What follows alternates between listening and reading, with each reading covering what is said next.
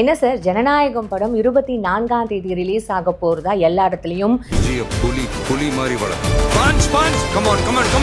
இந்த வருஷமாவது ஆர்மி அப்ளிகேஷன்ல ஒழுங்கா கையெழுத்து போடுங்க.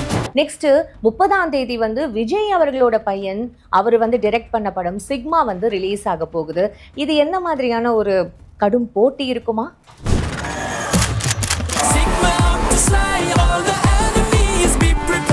ஒரு செய்தி ஒன்று சொல்கிறேன். ஜனநாயகன் தேர்தலுக்கு முன்பே வெளியிட்டிருந்தா புரட்சி தளபதி விஜய் நடிக்கும்னு போட்டு ரிலீஸ் பண்ணியிருப்பாங்க.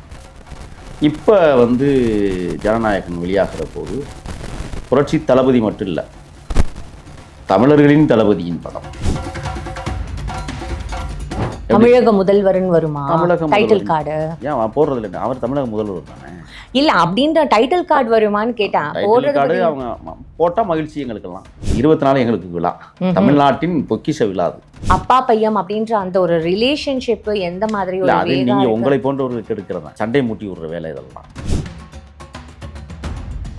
ராசா அவர் ஒரு மேடையில சொல்லியிருக்காரு, முட்டாள் முதல்வரே அப்படின்ற மாதிரி. சொன்னேன் முட்டாளுங்கிறதா இல்ல கிறுக்குங்கிறதா இல்ல பொய்யாங்கிறதா புரியல. அவமானப்பட்டு தானே இப்போ அந்த கட்சியில் பயணிக்கிறார். நான் என்ன கேட்குறேன்னா, ஆராசா போன்ற ஒரு மனித பிண்டங்களுக்கெல்லாம் நான் பதில் சொல்லுவது. தடித்த வார்த்தையை ஏன் பயன்படுத்துகிறேன்னா, யாரை பார்த்து முட்டான்னு சொல்லுவார்? இவர் என்ன பெரிய அறிவாளியை வேங்கவேலுக்கு இவர் என்ன போய் கிழிச்சிட்டார் அந்த மக்களுக்காக? சொல்லுங்கள், எத்தனை சாதிய வன்கொடுமைகள் உங்கள் ஆட்சியில், திமுக ஆட்சியில் நடந்தது? 39 ஆணவ படுகொலைகள் நடந்துச்சுல்ல. ஆராசா வாய திறந்தாரா? அவருக்கு இப்போ கம்பி எண்ணுகிற நாள் ரொம்ப நெருங்கிட்டு அதனால் பேசிட்டு இருக்கிறார். நாங்கள் திருப்பி அடிச்சோம்னா தாங்க மாட்டோம். மனித மலத்தை தின்ற விலங்கின் மலத்தை தின்றவர் சார். இந்த மாதிரியான ஒரு வார்த்தைகள்லாம் அப்படி எங்களால் பேச முடியும். உங்களுக்கு தான் தமிழ் தெரியுமா? ஸ்டாலின் இருக்கிறாரு, விக்கு வச்சு தான் வாழ்கிறாருன்னு நான் சொல்கிறேன். அதுக்கு ஆதாரம் என்ன? கடையில் போய் சீட்டு எழுதி கையெழுத்து போட்டு பணம் கட்டினாருன்னு வாங்கிட்டு வரணுமா? இல்லை, அது நான் கேட்குறேன். பார்ட்டி பண்ணுன்னு கொடுத்துருக்கான், உன் கட்சிக்காரன் உனக்கே கொடுத்துருக்கான் பார்ட்டி பண்ணு. அதுக்கு ஆதாரம் போய் அவன்கிட்ட கேட்டால் அவன் எப்படி கொடுப்பான்? ஒரு 4 நாளைக்கு முன்னாடி இந்த சேகர் பாபுன்னு ஒரு ரவுடி, இந்த சேகர் அவர் முன்னாள் அமைச்சர், எவனா இருந்தா எனக்கு என்ன? அப்படி நீங்க பேச முடியாது சார். ஒரு சேனல் நீங்க இன்டர்வியூ கொடுக்கும்போது இதுக்குன்னு சில அவர் ரவுடி தானே, ஆதாரம் கட்டவா? ஆதாரம் கட்டவா? ரவுடியும் பேசிக்கிட்டா. இப்போ இந்த முருகன் கோவில் அப்படின்ற ஒரு ஸ்கேம் என் தம்பி ரமேஷ் நீங்க கேட்கும் போதே எனக்கு புரியுது. என் தம்பி ரமேஷ் 100 கோடி 200 கோடிலாம் அவர் பேர்ல.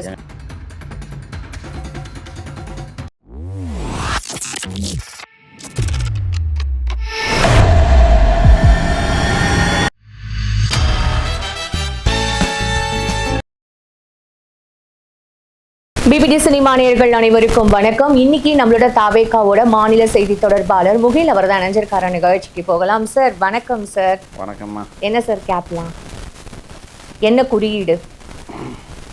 ஒரு 5 தலைவனை நான் தலைவனாக இருக்கேன். நீங்கள்? ஆமாம். பர்சனலா இல்லை, உலகத்துக்கே, உலக தமிழர்களுக்கெல்லாம் தலைவர்கள் 5 பேர் இருக்காங்க. ஒன்று வள்ளுவர். கொஞ்சம் கத்தி பேசுங்க. ஒன்று வள்ளுவர், இன்னொருத்தர் என் தேசிய தலைவர், அடுத்து தமிழ்நாட்டினுடைய தேசிய தலைவர், அடுத்து இங்கே எல்லை காத்த போர் மறவர், அடுத்து பேர் தெரியாதா? ஏன் சொல்லணுமா? வள்ளுவர், பிரபாகரன், தமிழரசன், வீரப்பனார், விஜய். ஓ, அதான் அந்த குறியீடா? ஆமாம், 5 பேரை நான் தலைவனாக எடுத்திருக்கேன். இனிமேல் இப்படி தான் வருவீங்களா? ஆமாம். ஏன் வர்றதில்ல? என்ன கஷ்டமாக இருக்கா உங்களுக்கு? இல்லை, முகம் தெரியலையே, அதனால. அதெல்லாம் நல்லா தெரியுது. அப்போ தாவேகாக்குன்னு 5 கொள்கை தலைவர்கள் இருக்காங்களே, அவங்கள ஒரு பேர் கூட நீங்கள் சொல்லலை? இல்லை, அது கட்சியினுடைய கொள்கை தலைவர்கள். இது தமிழர்களுக்கான கொள்கை தலைவர்கள். கட்சி வேற, நீங்க வேற. அப்படி இல்லை, கட்சி வேறு, தமிழர்கள் என்பது வேறு. கட்சி வேற, தமிழர்கள் வேற. ஆமாம். இதெல்லாம் புதுசா இருக்கு சார். இல்லை, புதுசா இல்லைம்மா, அதெல்லாம் படிச்சா தான் புரியும். படிச்சா தான் புரியும், படிக்கலைன்னா புரியாது. இப்போ என் கட்சிக்கு கொள்கை தலைவர்கள் 5 பேர், அதில் மாற்றமே இல்லை. தந்தை பெரியாரும், புரட்சியாளர் அம்பேத்கரும், அதே மாதிரி வேலு நாச்சியாரும், காமராஜரும், அஞ்சலை அம்மாளும் என்கிற அற்புத பேராற்றல் மிகுந்த பெரும் தலைவர்கள் என் கட்சிக்கு தலைவர்கள். தமிழ் தேசிய தளத்திற்கு தலைவர்கள் 5 பேர். இல்லை, இதெல்லாம் உங்கள் கட்சியில் இருக்கிறவங்களுக்கு தெரியுமா? அது தெரிஞ்சுக்குவாங்க. கொள்கை தலைவர்கள் நல்லாவே தெரியும். Fine sir. இப்போ அடுத்து ஒரு கேள்வி, செந்தமிழில் பேசாமல் நார்மல் தமிழில் பேசுவீங்களா? அது நீங்கள் கேட்குறது நியாயமான கேள்வி. செந்தமிழ்னு ஒன்றெல்லாம் கிடையாது. தமிழ் சரிங்களா? முத்தமிழ், நாத்தமிழ் அதெல்லாம் கிடையாது. நான் தமிழில் தான் பேசுகிறேன். யார் தான் தமிழில் பேசுகிறா? நம்மளாதும் பேசக்கூடாதா? என் மொழி தானே, என் ஆத்தா கற்றுக் கொடுத்த மொழி தானே, முப்பாட்டனுக்கு முப்பாட்டன் பேசிய மொழி தானே, மூத்த மொழி தமிழ் தானே, அது அழகா அது நீங்க இவ்வளவு சொல்ற, நீங்க தமிழையே கரெக்டா தமிழ்னு சொல்லலையே, அதையே தமிழ்னு தானே சொல்றீங்க. நீங்கள் ஒரு விஷயம் நல்லா தெரிஞ்சுக்கணும். நான் விஷயங்கிறதே தமிழ் வார்த்தை இல்லை. தமிழ் அப்படிங்கிறதுல தப்பு இல்லை. பேச்சு வழக்கில் நாம் பேசும்பொழுது உச்சரிப்புகள் வந்து கோர்வையாக சில இடங்களில் வராது. இப்போ கோர்வை வேற, உச்சரிப்பு வேற. ஆமாம், அதுவே தமிழ்ல வேறு இல்லை அதான் நீங்கள் இயல்பாக பேசும்போது பஸ்ஸுக்கு போகலன்னு இப்போ கேட்குறீங்க, அது அழகான வார்த்தையாக உங்களுக்கு தெரியுது. பேருந்துக்கு கோயிங்கன்னு சொன்னால் சிரிக்கிறீங்கள. சரி, வேட்டியே வேஸ்டிங்க. இல்லை நான் சொல்கிறேன், வேட்டியே வேஸ்டிங்கிறோம். சரிங்களா? அப்போ ஆட்டுக்குட்டியை ஆஸ்ட்டு குஸ்டின்னு சொல்லுவோமா? தமிழ்ன்ற அந்த ஒரு அதனால தான் நான் தமிழில் பேசுகிறேன். ஃபைன் சார், இதே கண்டினியூ பண்ணுங்க. நம்ம கொஸ்டின்ஸ்க்கு போவோம். இப்போ என்ன சார், ஜனநாயகம் படம் 24ஆம் தேதி ரிலீஸ் ஆக போறதா எல்லா இடத்துலையும் பேசப்படுது. மும்முரமான ஒரு ப்ரிப்பரேஷன் போயிட்டு இருக்கே, அது எந்த அளவுக்கு உண்மை? நெக்ஸ்ட் 30ஆம் தேதி வந்து விஜய் அவர்களோட பையன் அவர் வந்து டைரக்ட் பண்ண படம் சிக்மா வந்து ரிலீஸ் ஆக போகுது. இது என்ன மாதிரியான ஒரு கடும் போட்டி இருக்குமா? அதெல்லாம் போட்டி எல்லாம் அது ஒரு தொழிலுங்க. ஒரு செய்தி ஒன்று சொல்கிறேன். ஜனநாயகன் வந்து தேர்தலுக்கு முன்பே வெளியிட்டிருந்தா புரட்சி தளபதி விஜய் நடிக்கும்னு போட்டு ரிலீஸ் பண்ணியிருப்பாங்க. இப்போ வந்து ஜனநாயகன் வெளியாகிற போது புரட்சி தளபதி மட்டும் இல்லை, தமிழர்களின் தளபதியின் படம். அது மட்டும் இல்லை, தமிழினத்தின் முதல்வரும் படம். தமிழக முதல்வர்னு வருமா? தமிழக டைட்டில் கார்டு ஏன் போடுறது இல்லை? அவர் தமிழக முதல்வர் தானே. இல்ல அப்படின்ற டைட்டில் கார்டு வருமான்னு கேட்டேன். டைட்டில் கார்டு அவங்க போட்டால் மகிழ்ச்சி எங்களுக்கெல்லாம், நாங்கள் கொண்டாடுவோம், எங்கள் தொண்டர்கள் கொண்டாடுவாங்க. இல்ல அது கன்ஃபார்ம்டா அந்த 23ஆம் தேதி ரிலீஸ் இல்லை வந்துடும். எல்லாமே முடிஞ்சிருச்சு. அதாவது தேர்தலுக்கு முந்தி வெட்டிய காட்சிகள் நிறைய, படம் ஓடாத அளவுக்கு வெட்டினார்கள். எங்கெங்கெல்லாம் என்னென்ன கட் பண்ணணுமோ எல்லாத்தையும் கட் பண்ணி குப்பை மாதிரி வச்சுருந்தாங்க. இப்போ ஒரு திரைப்படம் மாதிரி உருவாக்கிட்டாங்க. எங்களுக்கு ஜனநாயகன் தேர்தலுக்கு முந்தி வெளியாவதை விட இப்போ வெளியாகிறதான் நாங்கள் கொண்டாடுகிற ஒரு விழாவாக இருக்குது. 24 எங்களுக்கு விழா, தமிழ்நாட்டின் பொக்கிஷ விழா. அது எங்கள் தலைவர் நடித்த படம்ல, அதுங்க கடைசி படம். சும்மா இருப்போமா என்ன? நாங்கள் என் தலைவர் ரோட்டில் போகும்போதே நாங்கள் ஆடுற ஆட்டம், கொண்டாடுற கொண்டாட்டம், மக்கள் ஆர்வரித்து பார்க்குற கூட்டம். இப்போ எங்கள் தலைவன் வந்து நடித்த படம்னா திரையரங்கள் முழுசாக முடிஞ்சிடுச்சு, படம் விற்று முடிஞ்சிடுச்சு, திரையரங்கம்லாம் ஃபுல்லாகிடுச்சு. பாருங்கள், அடுத்த கடைசி படம் வந்து மிகப்பெரிய மாலையை வெட்டி அந்த படம் கொடுக்க போகுது. நீங்கள் சொன்னீங்க எங்கோட்ட புள்ள அடுத்து 30ஆம் தேதி அவர் பண்ணச்சுக்குமா. எங்கோட்ட புள்ள தானே, எங்களுக்குள்ள என்ன, என் புள்ள வந்து படத்தை ரிலீஸ் பண்ணுறான் அப்படின்னா சாதாரண விஷயமா? இப்போ நான் இத்தனை ஆண்டு கால போராட்டம் இன்னும் சினிமா பண்ண முடியல. ஆனால் என் மகன் இவ்வளவு சீக்கிரம் படம் பண்ணி இவ்வளோ பேரும் புகழுமா வந்திருக்காங்கன்னா அது எவ்வளோ பெரிய சாதுரியம், சாமர்த்தியம். அதெல்லாம் ஓகே சார். இப்போ என்ன அப்படின்னா அவங்க ரெண்டு பேருக்குமே அப்பா பையன் அப்படின்ற அந்த ஒரு ரிலேஷன்ஷிப் எந்த மாதிரி ஒரு அது நீங்கள் உங்களை போன்றவர்களுக்கு எடுக்கிறதான் சண்டை மூட்டி விடுற வேலை இதெல்லாம். நாங்களா சார்? ஆமாம், வேற என்ன, வீட்டுக்குள்ளே போய் நாங்கள் சண்டை மூட்டி. ஆமாம், எல்லாத்தையும் செய்வீங்க நீங்கள். சிண்டு முடிகிறது, சண்டை மூட்டுறது, குடும்பத்தை பிரிக்கிறது, குடும்பத்தை உடைக்கிறது. பார்த்து பேசுங்க சார், இதெல்லாம் வேலை கிடையாது யாருக்கும். இல்லை நீங்கள் போய் நேராக கெடுக்க மாட்டீங்க, இங்கே முன்னாடி உட்காந்துக்கிட்டு எல்லாத்தையும் கெடுத்துக்கிட்டு இருப்பீங்க. புரியுதுங்களா? இந்த கேள்விகளே இப்போ கேட்கும் போதே பாருங்கள், சண்டை போடுற சிண்டு முடிஞ்சு விடுற வேலையை பார்த்துக்கிட்டு இருக்கீங்க. என் தலைவன் படம் அது தயாராகிடுச்சு. இது யதார்த்தமா ஒரு விஷயம் சார். இப்போ பப்ளிக்கா வந்து நம்ம ஒருத்தவங்க வரோம் அப்படின்னாலே கமெண்ட்ஸ் எல்லாருமே போடுவாங்க, எல்லாருமே வந்து சொல்லுவாங்க. எனக்கே எல்லாருமே வந்து கமெண்ட்ஸ் வந்து பேசும்பொழுது அவர் வந்து தமிழக முதல்வர், முன்னாள் வந்து ஒரு நடிகர் அப்படின்னும் பொழுது அவர் வந்து ஒரு பேச்சு பொருளாக தானே இருப்பார். எல்லாருமே பேசுவாங்களே, அதெல்லாம் நீ கமெண்ட் பண்ணா, அப்படியே நீ கமெண்ட் பண்ணா நீ சிண்டு முடிஞ்சு விடுறேன்னு சொல்றதெல்லாம் எனக்கு தெரியல சார். நான் என்ன கேட்குறேன்னா, சிக்மா படம் 30ஆம் தேதி வரப்போகுது. ஒரு 4-5 நாள் கழிச்சு தான் வரப்போகுது. தலைவர் படம் அதுக்கு முந்தையே வருது. வசூல் இப்போவே அள்ளிட்டாங்க. படம் ரிலீஸ்க்கு முன்னாடியே வசூல் பண்ணியாச்சு. ஜிக்மா அது வந்து மிகப்பெரிய வெற்றி அதுவும் அடையும். நான் என்ன கேட்குறேன்னா, ஒரு காலத்தில் ஒரே நேரத்தில் வெளியான காவியங்கள்லாம் இமாலய வெற்றிகள் பெற்றிருக்கிறது. நீங்கள் இல்லைன்னு சொல்லுங்கள். கரகாட்டக்காரன் ரிலீஸ் பண்ணும்போது கிட்டத்தட்ட அது 300 நாளை தொட்டு ஓடிய படங்கள். அதனால் கரகாட்டக்காரன் ரிலீஸ் பண்ணும்போது எந்த படமும் ரிலீஸ் பண்ண முடியலை, படம் ஓடாது, கராட்டக்காரன் பயங்கரமாக போயிட்டுருக்குன்னு ரிலீஸ் பண்ணாமல் இருந்தாங்களா? சொல்லுங்கள். இல்லை சார். 1992களில் இந்த படம் வந்து வெளியில் வருது. அதே 92களில் கடலோர கவிதையெல்லாம் வந்துருச்சே. ஓகே. அப்போ அதெல்லாம் வந்து மிகப்பெரிய வெற்றி அடைஞ்சிருக்குல்ல, நீங்கள் அதை பார்க்கணும். அதனால் 2 படமே வெற்றி தான். இப்போ என் மகனும் வெற்றி பெற போகிறாரு, என் தலைவனும் வெற்றி பெற போகிறாரு. இதில் என்ன இருக்குது? இப்போ என் தலைவனுக்கு கடைசி படம், அவர் வந்து கடைசி படத்தில் ஒரு இமாலய வெற்றியை பதிவு பண்ணிவிட்டு ஒதுங்குறாரு. என் மகனுக்கு முதல் படம், அவரும் இமாலய வெற்றி பெற்று அடுத்தடுத்த இப்போ அப்பா விட்டுட்டு போன வேலையை மகன் எடுத்துக்க போகிறாரு. அப்பா நடித்தார், மகன் இயக்குனராக இருக்கிறாரு. இது எப்படி இருக்குது? வாழ்த்துக்கள் சார். நன்றிம்மா. உங்கள் குடும்பத்துக்கு வாழ்த்துக்கள் சார். நன்றிம்மா.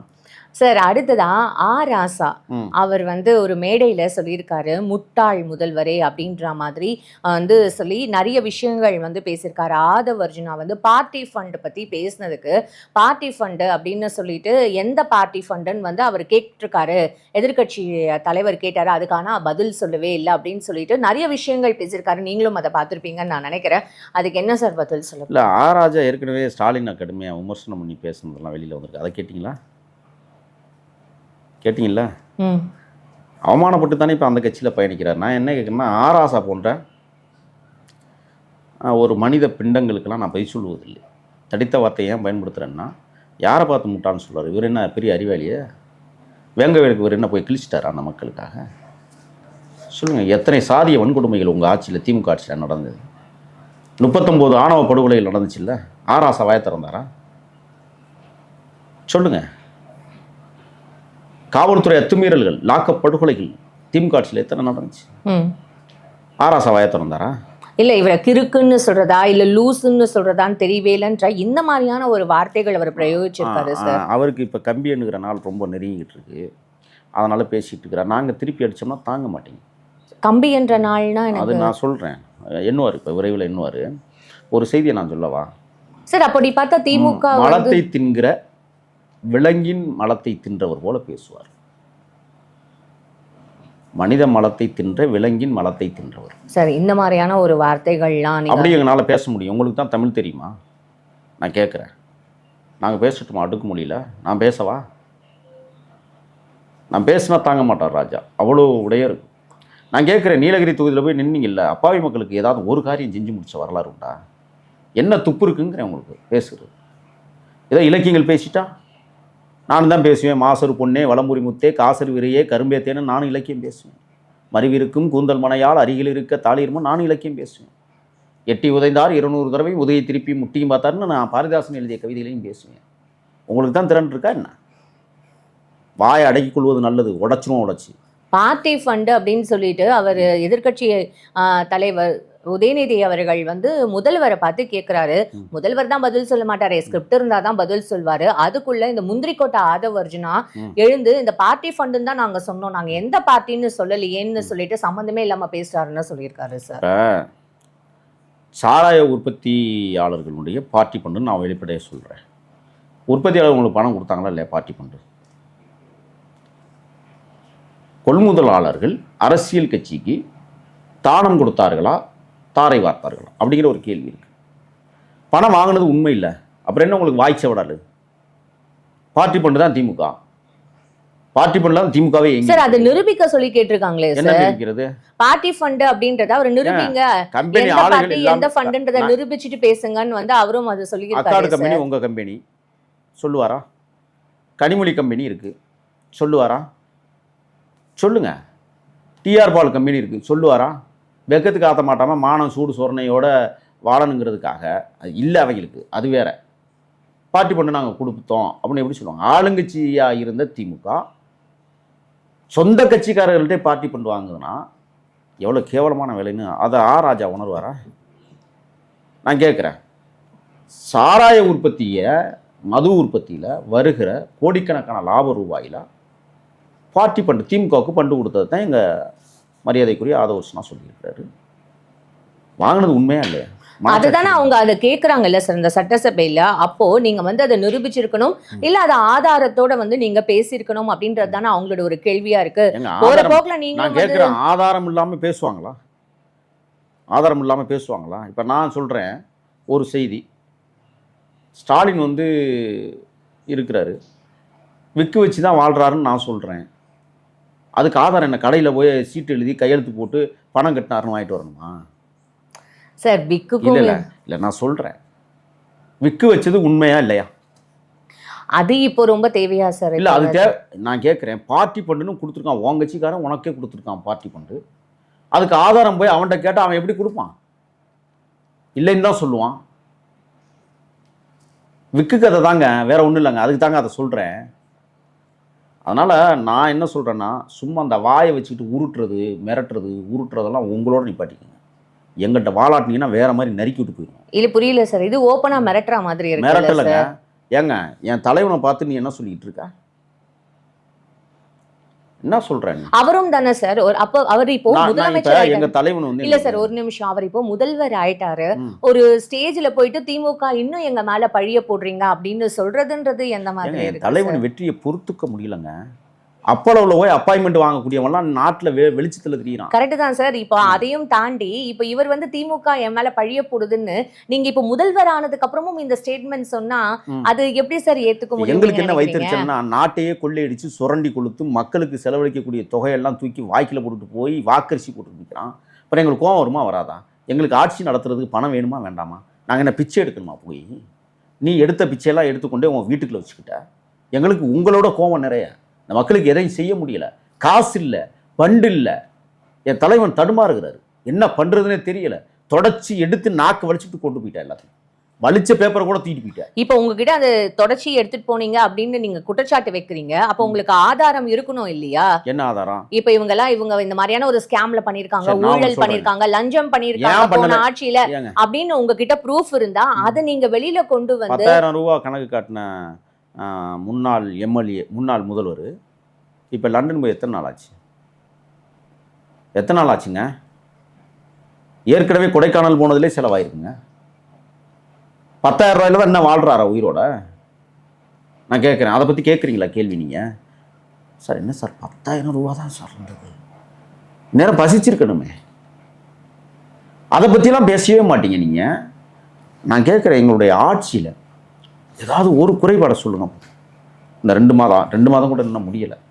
எவ்வளவு தெளிவாக ஆரோக்கியமாக எல்லோரையும் அரவணைத்து செல்லக்கூடிய ஒரு ஆட்சியை என் தலைவன் இன்னைக்கு நடத்திட்டு இருக்காரு. சார் இன்னும் செவிலியர்கள் போராட்டம் பண்ணிட்டு இருக்காங்க. அது பண்ணுவாங்க. நான் ஒன்று சொல்கிறேன், ஒரு 4 நாளைக்கு முன்னாடி இந்த சேகர் பாபுன்னு ஒரு ரவுடி, இந்த சேகர் அவர் முன்னாள் அமைச்சர், எவனா இருந்தா எனக்கு என்ன? அப்படி நீங்க பேச முடியாது சார். ஒரு சேனல்ல நீங்க இன்டர்வியூ கொடுக்கும்போது இதுக்குன்னு சில வந்து அவர் ரவுடி தானே, ஆதாரம் கட்டவா? ரவுடியும் பேசிக்கினதா நான் தான் ரிலீஸ் பண்ணேன். ஒரு செய்தியை உங்களுக்கு நான் சொல்கிறேன். அவர் சொல்கிறாரு, முதல்வர் ஸ்டாலின் இப்பவும் பேசுறது அது கூமுட்டையா? யார் முதல்வர்னோட? அப்போ அவங்கெல்லாம் என்ன மமதையில் இருக்கிறாங்கன்னா, ஆட்சியே அவங்க கையில் தான் இருக்கிறது மாதிரி, இன்னமும் நாமெல்லாம் அமைச்சிருங்கிற மாதிரியே கனவு கண்டா இதை எதை கொண்டு அடிக்கிறது? மக்கள் தான் உங்களுக்கு ஒரு தீர்ப்பை வழங்கிட்டாங்க. தீர்ப்பை வழங்கிட்டாங்கன்னா மக்கள் தீர்ப்பை 2 மாசம் தானே சார் மதிக்கணும்ல. மக்கள் தீர்ப்பை மதிக்கணும்ல, வணங்கணும்ல. சொல்லுங்க, மக்கள் தீர்ப்பை நீ என்ன யோசிக்கிற? மடத்தனமாக யோசிச்சுக்கிட்டு மக்களை எல்லாம் முட்டாளாக்குற மாதிரியான வேலையை செஞ்சுக்கிட்டு ஏற்கனவே முட்டாளாக்கி வச்சுட்டீங்க, இன்னமும் முட்டாளாக்கணும்னு நினைக்கிறீங்கன்னா இது மெண்டல் தானே இந்த வேலையை செய்வா? சொல்லுங்க. அப்போ என்னன்னா, தாவேக ஆட்சி ஒன்று நடக்குதுங்கிறதே இந்த தருதலைகளுக்கு தெரியாமல் போச்சு. இன்னமும் அதிகார மமதை, அதிகார திமிரு, இந்த பேச்செல்லாம் பாருங்களேன், நக்கல் நையாண்டி. எங்களுக்கு பேசட்டுமா? நாங்கள் பேசவா? காளமாட பசுமாட சாணம் போடணும்னா வாழை தூக்குனா தாண்டா சாணம் போடும்.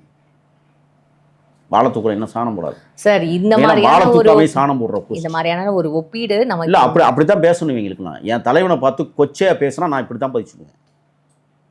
நான் ஒன்னே ஒன்று சொல்கிறேங்க, பேசினால் பேசு, அடித்தால் அடி, ஆயுதம் எடுத்தால் நீ முடி. இப்போ நீங்க சொல்றீங்க இந்த ஆட்சியில 55 நாள்ல என்ன மாதிரியான ஒரு விஷயங்கள் நடந்திருக்கு சொல்லுங்கன்னு. இப்போ இந்த முருகன் கோவில் அப்படின்ற ஒரு ஸ்கேம் வந்து என் தம்பி ரமேஷ் நீங்க கேட்கும் போதே எனக்கு புரியுது. என் தம்பி ரமேஷ் வந்து 100 கோடி 200 கோடிலாம் வந்து அவர் பேர்ல ஸ்கேம் சொல்லுவாங்க. என் தம்பி ரமேஷ் தேர்தலில் எவ்வளவு சிரமப்பட்டாங்கிறத நான் கண்கூட பார்த்தேன். எவ்வளவு கண்ணீர் விட்டாலுதான். உண்மையிலே என்கிட்டலாம் காசு இருந்துச்சுன்னா, தம்பி இதை வச்சுக்கோ, நானே பிச்சைக்காரனாக இருக்கேன், நானே அன்றாடங்காட்சி குழப்பம் நடத்துகிறேன், எப்படி அவருக்கு போய் உதவி செய்ய முடியும்? அப்படி ஒரு குடும்பத்தில் பிறந்து இன்றைக்கி அமைச்சராயிருக்கேன். முதல்ல நல்லா தெரிஞ்சுக்கோங்க, இப்போ தம்பி ரமேஷை இப்போ தொட்டிருக்காங்க. இதுக்கு முன்னாடி யாரை தொட்டாங்க? கில்லி சரத்தை போய் தொட்டாங்க. சார் அதை முடிஞ்சு அது போச்சு. பார்த்தாங்கல்ல சார், அது எல்லாருமே பார்த்த ஒரு விஷயம் தான். ஏங்க நான் தான் பைக்கில் இருந்து பவுடர் எடுத்துகிட்டு தடவி வச்சுக்கிட்டு இருந்தா உடனே கசக்கிறாரு பண்ணுறாருன்னு சொல்லுவீங்களா? நிரூபிச்சிங்களான்னு? சரி, யாரோட ஆட்சியில் அது நடந்தது அதை சொல்லுங்கள். யாரோட அவரே வச்சுருந்துருக்கிறான்னு வச்சுங்க, யாரோட ஆட்சியில் நடந்தது? அப்போ ஒத்துக்கிறீங்களா எங்கள் ஆட்சியில் வந்து இந்த மாதிரி போதைப் பொருள்லாம் நிறைய கிடச்சிது, அது கிரவுண்ட்லேயும் கிடச்சிது, கிரிக்கெட் விளையாடும் போதும் கிடச்சிது, மயக்கத்திலே கிரிக்கெட் பாருங்க அப்படின்னு சொன்னீங்களா? அப்படி தான் உங்கள் ஆட்சி அவலம் இருந்ததா, லட்சணம் இருந்ததா? அவர் மறுபறிக்கை கொடுத்துட்டார் எங்கள் கில்லி. இல்லை, என் குழந்தைக்கு நான் மாத்திரை கொடுத்தேன்னு, அது மாத்திரையை முழுங்க முடியாது குழந்தை, நான் வந்து சுரண்டி பவுடராக கொடுத்தேன்னு சொல்கிறாரு. இதுக்கு மேலே என்ன விளக்கம் வேணும்? அங்கதான் குழந்தையே இல்லை அப்படின்ற மாதிரி நிறைய விஷயங்கள் இப்போ வந்து என்ன செய்யுங்க, தம்பி ரமேஷ் வந்து 100 கோடி ரூபா சொத்தை 2 கோடி ரூபாய்க்கு வாங்கிட்டாங்க. புது நான் கேட்குறேன், ரமேஷுக்கு ஒரு புதிய உறவு இப்போ ஏற்படுத்தியிருக்காங்க பழனியில். அதுவும் இவர் பிறந்தது திருச்சிக்கும் பழனிக்கு என்ன சம்மந்தம் இருக்குது? உறவுக்காரர் ஒருத்தர் இருந்து இவர் பேர்ல இருந்து தானே சார் சொல்லியிருக்காங்க. ஏன் உறவுக்காரங்க உலகம் ஃபுல்லா இருக்க சொல்றேங்க, மாட்டாங்களா? அவன் அப்பாவி அமைச்சருங்க, ஆசைப்படாத ஒரு அமைச்சருங்க. ஒன்று சொல்லவா, செயல் மட்டுமே எனக்கு பிடிக்கும்னு செயலாற்றக்கூடிய ஒரு தம்பிங்க அந்த அமைச்சர். அவருடைய சுறுசுறுப்புக்கு ஈடு எவனுமே இருக்க முடியாதுங்க. உச்சநீதிமன்றமே ஒரு அமைச்சரை பார்த்து பாராட்டியிருக்குன்னு சொன்னால் அந்த உச்சக்கட்ட பொறாமையில் இப்போ என்ன செய்கிறாங்க, என் தம்பி மேலே வந்து குறை சொல்கிறாங்க. உங்களாம் எதை கொண்டு அடிக்கிறது, எதை கொண்டு உதைக்கிறது உங்களையெல்லாம்? நேற்று என் தம்பி பேட்டி கொடுத்துட்டாரே, எந்த விதமான யாருன்னே தெரியல, யார் பத்திரம் போட்டு கொடுத்தானோ அவனை பணி நீக்கம் செஞ்சுருக்கிறாங்க. தெரியுமா தெரியாதா உங்களுக்கு? உங்களுக்கு இதெல்லாம் தெரியாதா? துப்பு இல்லையா உங்களுக்கு? இதெல்லாம் ஆய்வு பண்ண தெரியாதா? சரி, 100 கோடி ரூபாய் இடத்த 2 கோடி வாங்குற அளவுக்கு தம்பி ரமேஷ்கிட்ட எதுவுமே இல்லையே. வீடை வித்துட்டு எலெக்ஷனில் நின்னான் தேர்தலில், தெரியுமா உங்களுக்கு?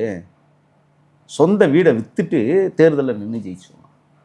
ஆட பைத்தியக்கார பயலுங்களா, யாரோட போய் கொச்சப்படுத்துறீங்க, யாரை அவமானப்படுத்துறீங்க? ஒரு ஏழ்மையின் தொண்டனாக, எளியவனின் தொண்டனாக, என் தலைவனின் கரம் பிடித்து தமிழ்நாட்டில் உலாவி வந்த ஒரு அற்புத தம்பியை அசிங்கப்படுத்துறீங்களா? ரொம்ப கஷ்டமாக இருக்கு எனக்கும். இப்போ அடுத்து இன்னொரு அமைச்சரை தோண்டுவாங்க. நான் என்ன கேட்குறேன்னா, நீங்கள் சட்டமன்ற உறுப்பினர்களை விலைக்கு பேசியது எல்லாமே ஆதாரப்பூர்வமாக இன்றைக்கி எங்களது ஆட்சி வெளியில் கொண்டு வந்து பொறுக்க முடியாமல். இவங்க பாருங்கள், அதிமுக பரவாயில்ல, அவங்களோடய கூட்டு சேர்ந்து இவங்களை உட்காரவே விடக்கூடாதுன்னு சொன்னது காரணம் என்ன தெரியுமா? எல்லா ஊழல்களையும் நீ ஆண்டதையும் நீ செஞ்சதையும் சொல்லிடுவானுங்க. அப்படி பார்த்தா அதிமுகவில் இருக்கிற இப்ப அந்த எம்எல்ஏக்கள்லாம் ராஜினாமா பண்ணிட்டு உங்க கட்சியில தானே சேர்றாங்க.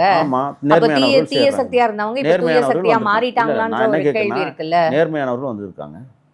நேர்மையானவரா? ஆமா, பெருந்தகை பேரறிஞர் அண்ணா வந்து என்ன சொல்றாருன்னா, அவர் திமுக ஆரம்பிச்சாரு, எம்ஜிஆர் வந்து அதை அவர் படத்தை இவர் தூக்கி போட்டுக்கிட்டாரு. அதுக்காக எம்ஜிஆர் வந்து எப்படி அண்ணாவை போடலாம் அப்படின்னு இங்கே இருக்கிற அரசியலமைப்பு ஏதாவது சொல்லியிருக்கா? இல்லை இல்லை. இப்போ அதிமுகவில் இருக்கிற கடைமட்ட தொண்டன் சட்டமன்ற உறுப்பினராகி வந்துக்கலாம். அவர் வந்து தாவேக்கால சேர்றாருன்னா வரவேற்கிறது. உண்மையான எம்ஜிஆர் அன்னைக்கு எங்கள் தலைவர் தெரிகிறாருன்னு வர்றாங்க. அதில் என்ன தப்பு இருக்குது? மாற்றான் தோட்டத்து மல்லிகைக்கு மனமுண்டுன்னு சொன்னவர் தானே அண்ணா. ஃபைன் தான் சார். ஆனால் இப்போ இவங்க பேர்ல ஆல்ரெடி இந்த தீய சக்தி அப்படின்னு இவர் தான் சொல்லியிருக்காரு. அதனால தான் அதிமுகவோட அவர் கூட்டணி கூட போகாம திமுக வந்து தீய சக்தின்னு சொன்னாலும் அவங்களோட கூட்டணி வச்சிருந்தவங்களே இவர் வந்து சேர்த்துக்கிட்டாரு. அப்போ தீய சக்தியும் கூட்டு சேரலாம் அப்படித்தானே? இல்ல சார், என்னோட கேள்வி அது மாதிரி என்னோட புரிதலும் இல்ல. இவர் தானே சொன்னாரு தீய சக்தி அப்படின்னு. இப்ப சேர்த்தா தூய சக்தி ஆயிடுவாங்களான்னு இப்ப எல்லாரோட ஒரு கேள்வியும் இருக்குல்ல சார். தொண்டனும் தீய சக்தியாக எப்படி இருக்க முடியும்? ஆளுகிற தலைமை தான் தீய சக்தியாக இருக்க முடியும். தொண்டன்மா கொள்ளையடிச்சான், தொண்டன் அன்றாடம் கட்சி குழப்பம் நடத்துகிறான். அவன் என் கட்சிக்கு வர்றான்னு சொன்னால் அவன் எம்ஜிஆருடைய முகத்தை நம்ம பார்க்குறோம்டா, இன்னொரு முகம் வந்திருக்குடா, எம்ஜிஆரை போன்று ஒரு தலைவன் உருவாயிட்டான்டான்னு வர்றான். அரவணைக்கிறதானே ஒரு தாய் இல்லம். வேண்டான்னு விரட்டி விடுறது எப்படி தாய் இல்லாமல் இருக்க முடியும்? உனக்கு புரியும்னு நினைக்கிறேன். நாங்கள் என்ன கே நிர்வய கட்சியில் சேர்த்தோம் இல்லை வந்து இல்ல ஜெகத் ரட்சன் அவரோட பையனை நீங்க கட்சியில சேர்த்திருக்கீங்கல்ல? ஜெகத் ரட்சனை சேர்த்தமா? அதாங்க கேள்விங்க. ஜெகத் ரட்சனுடைய வாரிசு வருதுன்னு சொன்னால் தூய்மையாக வர்றாங்க. அவர் என்ன தேர்தல் நின்றவரா, கொள்ளையடிச்சவரா? சொல்லுங்கள். இல்லை வந்து ஊராஞ்சுத்த ஆட்டையை போட்டு இல்ல சார், இப்போ உள்ள போகுது. அவங்களுக்குன்னு வந்து ஊழல் வழக்குகள் அவங்க பேர்ல இருக்கு, இல்ல அவங்க அப்பா பேர்ல இருக்கு, அவங்க ஃபேமிலி பேர்ல இருக்கு அப்படின்னா அதை பாதுகாக்கணும், அதை தற்காத்து கொள்ளணும் அப்படின்றதுக்காக தான் அவங்க வந்து தாவேக்கால வந்து இணையறதா இப்போ இங்க ஒரு குற்றச்சாட்டு எழுந்திருக்குல்ல இங்க பாருங்க, சார். தவறு செய்கிறவர்களையும் கண்காணிப்பார் என் தலைவர். நான் இப்போ பேசுகிறேன் உங்கள்கிட்ட, என் பேச்சை கேட்டுக்கிட்டு தான் இருக்கிறாரு. நான் எங்கேயாவது வாய் விடுறானான்னு பார்ப்பாரு, உடனே கூப்பிட்டு எங்களை கண்டிப்பார், தண்டிப்பார், திட்டுவார்.